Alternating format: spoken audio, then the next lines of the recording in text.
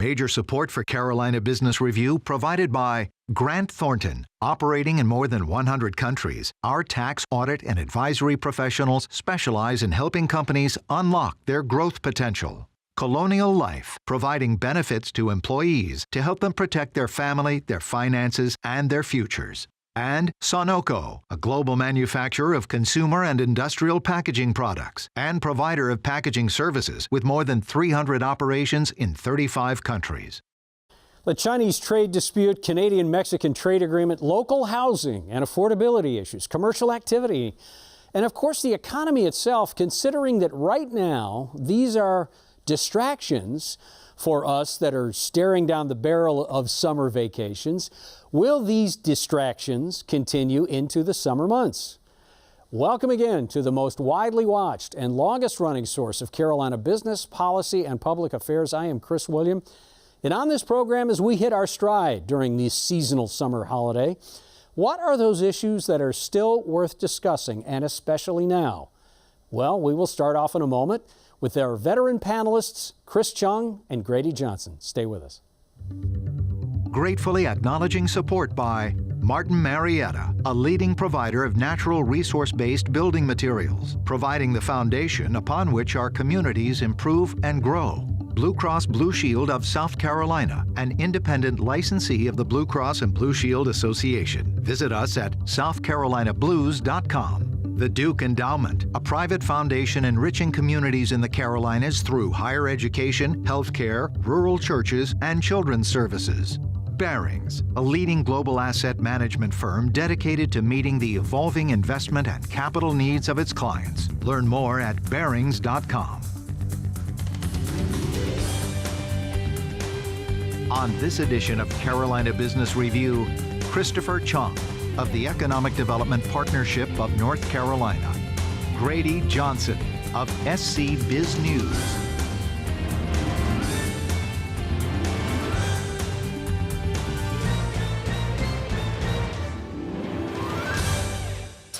Welcome to our program. Happy summer. Gentlemen, good to have you here. Great to be back. Pleasure. Thanks, Chris. You know, I don't want to go too far without saying this. Normally, I don't wear a pin or any type of distinguishing, but this is an Armed Services pin, and I was in the Air Force, I'm proud to say, for about 6 years, in fact. And coming off of Memorial Day and Memorial Week, it's important to remember not those who necessarily served like I did, but those who really do put themselves out there and put themselves at risk every day in the stuff that's not seen. So I just wanted to holler out to those that are in all of the armed forces, including Homeland Security. So, gentlemen, welcome to the program. Biggest thing is this idea, I think the biggest thing is this idea around U.S.-China trade dispute and how that spills over and what the effect is in the Carolinas. Chris, is this more critical than we think it is for the here and now economy in North Carolina? Sure. Well, first off, I wasn't aware of your Air Force background, so thank you very much for your service and thank you for those kind words. So in terms of North Carolina, China is one of our 3 largest trading partners as a state. We run a little bit over 31 billion a year in exports coming out of North Carolina. Canada is our largest trading partner, but Mexico and China are usually jockeying for second and third, respectively. So anything that may inhibit the ability of our North Carolina companies or our North Carolina farmers to sell their products into one of the world's largest markets, that's obviously a cause for concern.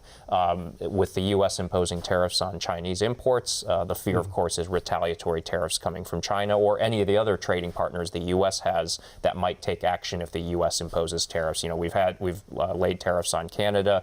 The president just announced the possibility of tariffs on Mexico this morning. So these sorts of things, of course, if those countries retaliate, that could make it much more difficult for some of our manufacturers and our growers to sell their products overseas. And if anything, Grady, South Carolina may be more at risk, and not just because it's a net exporter of goods and services like North Carolina, but the idea that Boeing, the 737 issue, the trade issue, does that exacerbate the situation in Palmetto State? Well, you know, you can't have this conversation without just mentioning the port very quickly. I mean, the Port of Charleston is a huge player in all of this, import and export. So there's that. There's a lot of deal flow that, pending things that are now really pending because business decisions don't want to be made in an unsure world.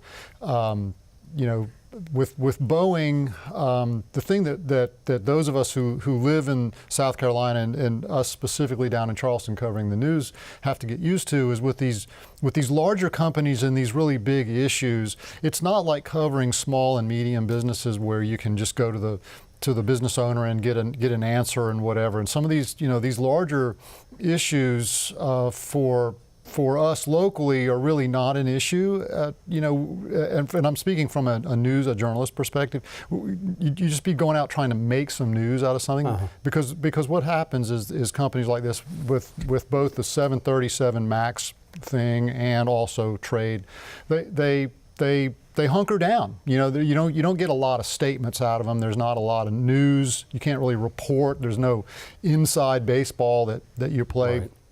And but you have to know that Boeing is the major exporter now of aircraft out of there. The high dollar, and those 787s are mostly for export. So sooner or later, one would expect this to have some effect on their ability to sell airplanes. But now we hear nothing. It's too early, I would say. And sorry to interrupt you. Do you think there's a snowball effect with Volvo, with BMW, with Daimler, as you talked about it? There has to with be. Even Nucor in Berkeley County. Yes, there has to be. It's all tightening down now. You can sort of feel it.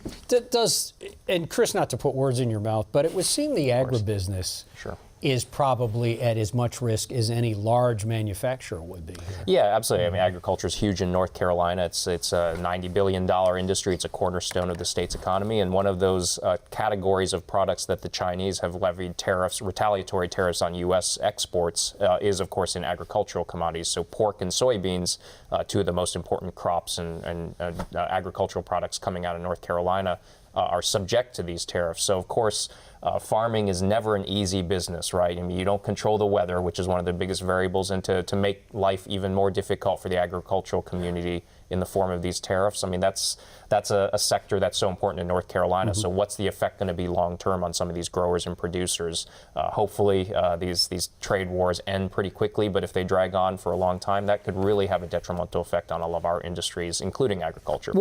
Okay, so let's take this out a little bit farther. Yeah. And is in the back of your minds, or those that you talk to, is that the place that people are afraid to go to say, if this does go on long, this could be meaningfully detrimental to the economy long term? Well, I think the concern is that most people would concede, most economists would concede, we're in the later stages of this boom cycle that we've been in, essentially since early 2009. So anything that could create additional resistance and drag is just going to put us into slow growth, contraction, recession that much sooner. And a lot of economists would look at tariffs, trade wars as being one of those variables that could accelerate our path to the R word, right? Yeah. And like I said, most economists are already projecting something at least in late 2020, early 2021.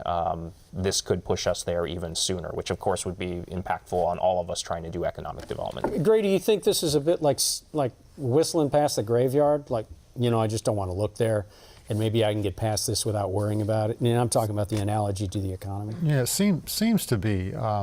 It's on one hand, we can all sit here and talk very rationally about what the effects could be, but you just don't hear a lot of people crying out against it. That it's just sort of, well, let's see what happens. Maybe this will go away. It's just it doesn't really bode well. And I think.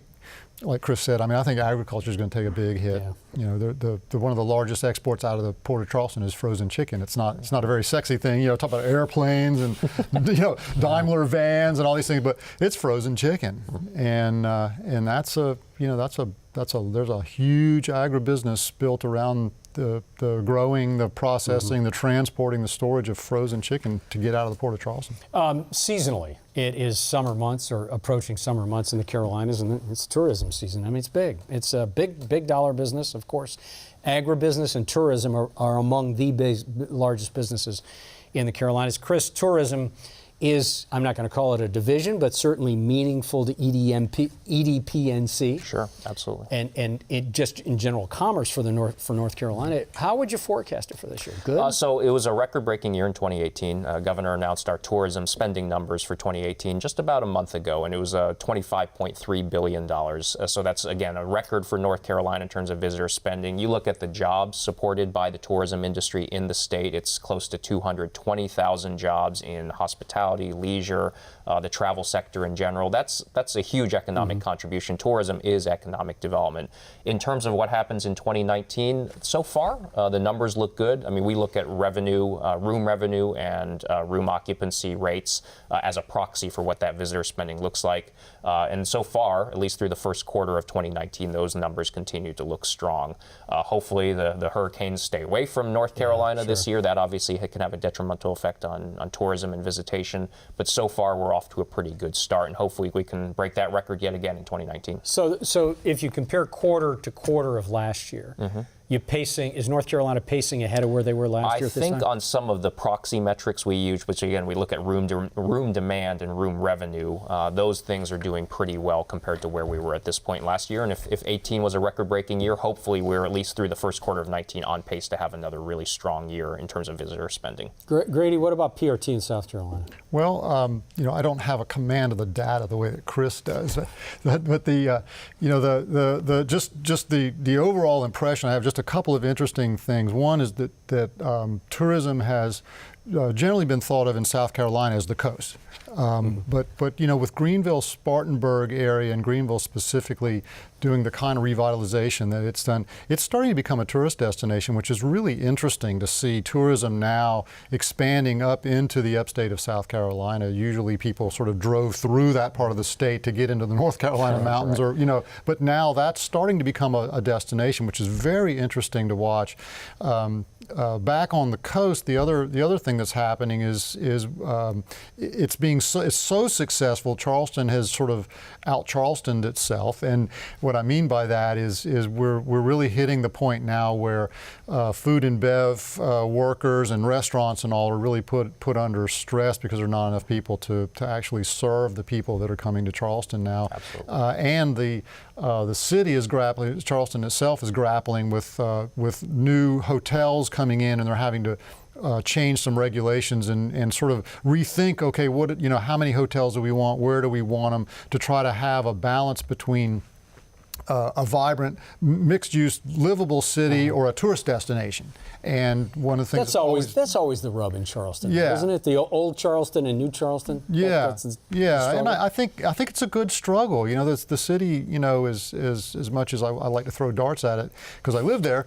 But that's a rather enlightened approach, is to have these debates. And so I think it's good.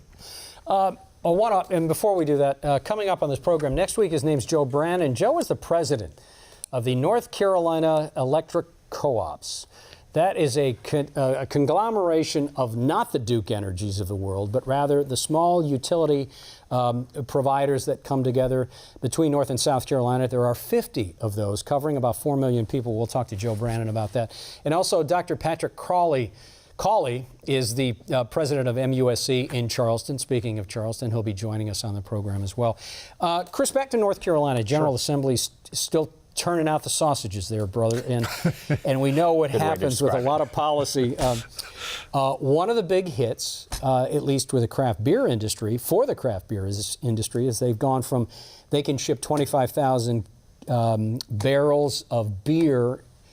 Now they can ship 100,000 barrels of beer. They've got to be thrilled with a 4x increase in what they can sell outside. Yeah, absolutely. I mean, there's a big reason why the craft beer industry was so strongly pushing for legislation like this. I mean, craft beer is big business in North Carolina. It is one of those subsets of how our tourism economy has done. You look at especially Western North Carolina and some of the craft breweries that have been established there, and then you look at some of the large national brewers who have established production operations, Oscar Blues, Sierra Nevada, Colorado, New Belgium, all located in Western North Carolina. That's great industry. That's business recruitment, but it also helps encourage and bolster the tourism industry. But we got 300 craft breweries all across North Carolina right now. It doesn't seem to show any signs of stopping. We'll continue to see companies. But yeah, for these mid-sized brewers that are capable of producing at those levels, 100,000 barrels of distribution, which this new law allows, that's absolutely a great thing for that industry. And then the one-off for South Carolina, the General Assembly really made a big deal, and especially Speaker Jay Lucas said that this year was going to be the year of real education reform. You could argue that it wasn't a huge year. Grady, what's the general consensus about ed reform now that short session is over? Well, it's certainly optimistic to think that they might do something. However, just to temper that with the fact that this is going to be an election year coming up, and I don't think a lot of people are going to want to stick their neck out politically. And my personal opinion is I don't believe that the state could engage in any meaningful education reform without changing how they're taxing the state. I think the whole it's a funding thing, and so until they fix funding, they won't be able to fix education, and that's a fundamental chicken and egg question. And I don't think anyone would do tax reform in South Carolina in an election year. But I do believe, though, that there's a lot of momentum behind the idea of doing something. And I believe that what we'll see happening is a lot of behind-the-scenes planning and coalition building and consensus building during the election year. Once all of that clutter gets out of the way, I think really 2021's the year. But let me come back to something. You talked about tax reform. People would argue, those in the General Assembly would argue, and I've also heard others outside of the General Assembly, and Chris, I'm going to want you to weigh in on this, is that the whole reason, not the whole reason, but the lion's share of the reason that South Carolina won the Carolina Panthers HQ in York County was they need tax reform, and they need to not do these one-off economic development jobs to get new businesses. Maybe not, that might not be a huge business, but the point is that's more of a tax reform story.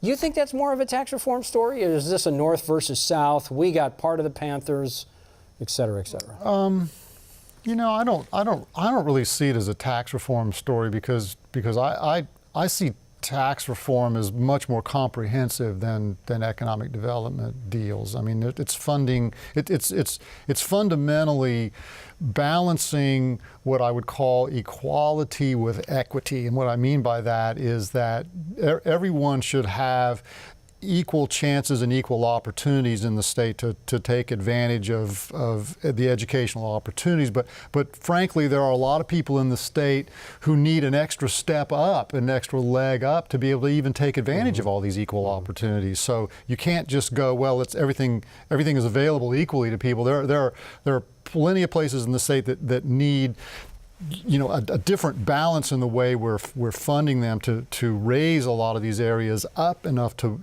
enable people to even take advantage of some of these other things. And I look at it sort of leveling the playing field in a much more fundamental and holistic way. And that's the heavy lift. You can't pick at all the edges. It's just like whack-a-mole. You fix this one thing and then something else comes up.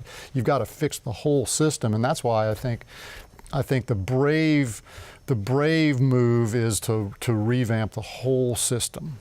Do you, Chris, and I know you're not in the heads of South Carolina Commerce because in some ways you work with them, in some ways you compete with them, and in this way you may have been competing with them. Is the idea that the Panthers headquarters going from Charlotte, and it's just over the line anyway, but going from Charlotte to York County, Rock Hill, is that an incentive story? Is that a tax fairness story? What does that mean? Well, I think if you listen to David Tepper, the owner of the Panthers, I think he's very clear to say, look, these are the Carolina Panthers, and I would like this team to have a really strong presence in both North and South Carolina. Charlotte is a border metro region, right? I mean, it straddles the North Carolina-South Carolina line, so periodically you are going to see businesses that move from one side of the border to another, including the headquarters of the Panthers, right? So sometimes that's going to be made possible through incentives on either side of the border.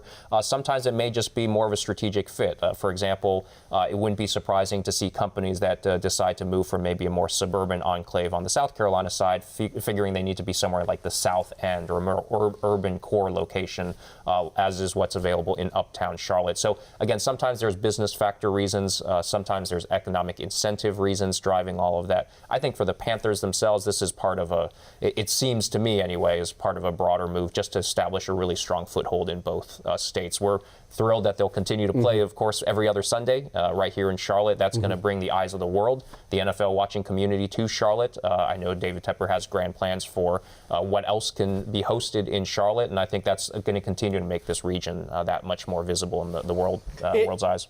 Sorry, Chris. And we've talked about a couple of things, and a lot of these things cannot take place if there's not a salient, good transportation plan.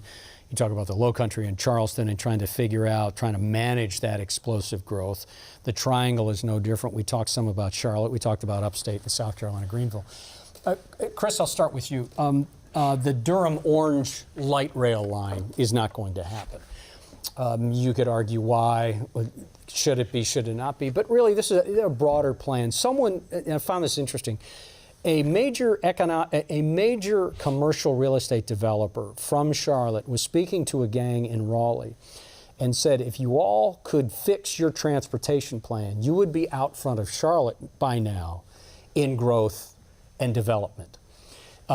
You could argue that too, but my point is this: the triangle seems to work well in so many ways, but yet a transportation plan's not one that they've been able to get on board with. And I'm talking about Raleigh, Durham, Chapel Hill, and all of the communities that sprouted up around that.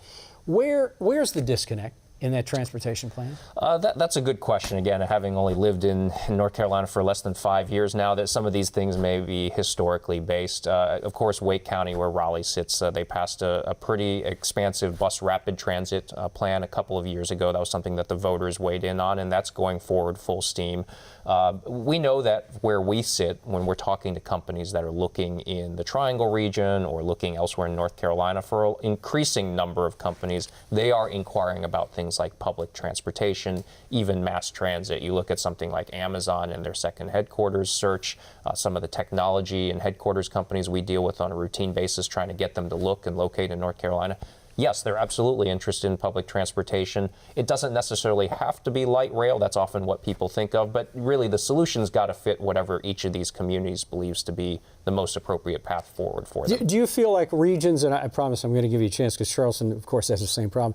Do you feel like regions, as you just described, are back on their heels, are being reactive and defensive about this? I think when you look at the issues that a Charlotte region or a Triangle region have, they're dealing with challenges of growth, right? I mean, those are better. At the end of the day, you'd rather have problems with growth than problems of not enough companies or people coming there. So yes, absolutely. So it's a good challenge to have. It doesn't make it any less salient of a challenge, but it's one of those situations where I really do think that depending on where you are in this country, not just here in the Carolinas, whatever that solution ends up being to those problems of growth really has to be uniquely tailored to what those metropolitan areas believe is their best, most economical, most logical way forward to resolve those. Do you feel like Charleston and the Low Country have a good plan for transportation? It's still nascent, but yeah, it's coming along.